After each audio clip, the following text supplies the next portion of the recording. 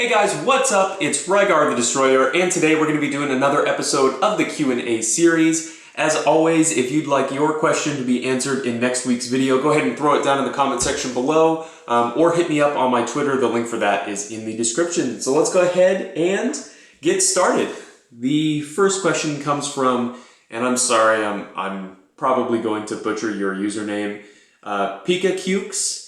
If you could get any collectible regardless of price, which one would you choose? Greetings from Mexico City. So first off, very cool to hear that you're an international viewer. Very cool. And if I could choose any collectible regardless of price, I would pick the Sideshow Collectibles Waxer and Boil pack. Those were two figures that I always thought looked cool, but at the time that they originally came out, I was in high school and I didn't have the money to actually buy them. And now they're very expensive and not super common. So that's one that I think I would pick up because they've just, I think they're like over double what they were originally. So that's definitely what I would pick. The next question comes from Max Hyper, and they say, nice vid. Do you ever buy used figures or just new? And yeah, I buy new and used figures. I pretty much anymore, I buy almost exclusively new figures or like figures that are new on card. Just because I like figures that are, not scratched and have all of their accessories. But I definitely, excuse me, have bought stuff in the past that's, been opened. As long as it's got all of its accessories, that's really all I'm looking for. So yeah, definitely. And I would say typically you get better deals when you buy stuff loose, especially if you don't care about accessories and stuff. That's a good way to get more expensive figures for cheap. The last question comes from FMF Productions. They ask, craziest find in a store.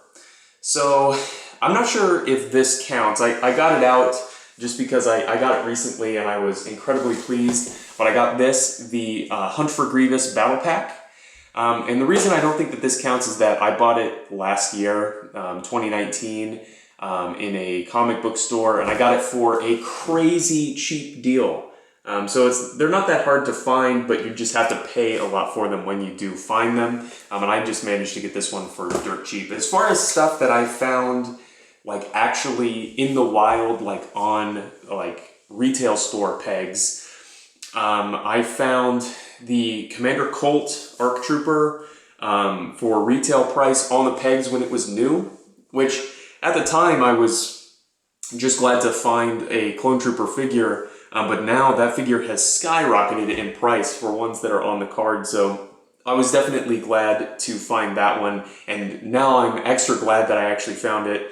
As far as some other stuff that is kind of cool that I found on the like on the retail pegs, I found the Vintage Collection Commander Cody, and my mom had brought me to Toys R Us because I was looking for one, and I found one on the pegs, and I was so excited. I bought it, and I opened it up in the car, and his foot was broken. Like there was a huge crack, and you couldn't pose it without the foot just totally falling off.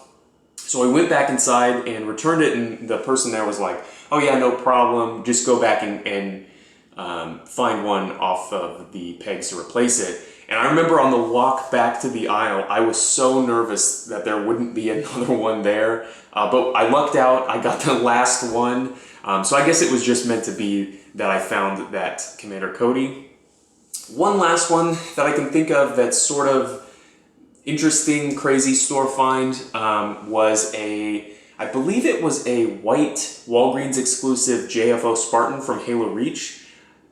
Some of that may be wrong, but it was a Walgreens exclusive. I remember that, and it came with an exclusive weapon.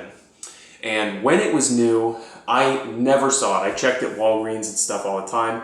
Never saw them in any of the Walgreens that I checked. And I was on vacation. I was like over 1,000 miles away from home, and I stopped in a Walgreens to just get some snacks and stuff. And because I'm a collector, I walked back to the toy aisle, and right there on the pegs, this is probably, I don't know, maybe a year and a half to 2 years after that figure was meant to be in stores. You know, after Halo 4 had already been out for quite a while, I found a really dusty on-the-card version of that figure right on the pegs. So I definitely scooped that one up. I couldn't believe it. That was the last thing I was expecting to find when I walked in.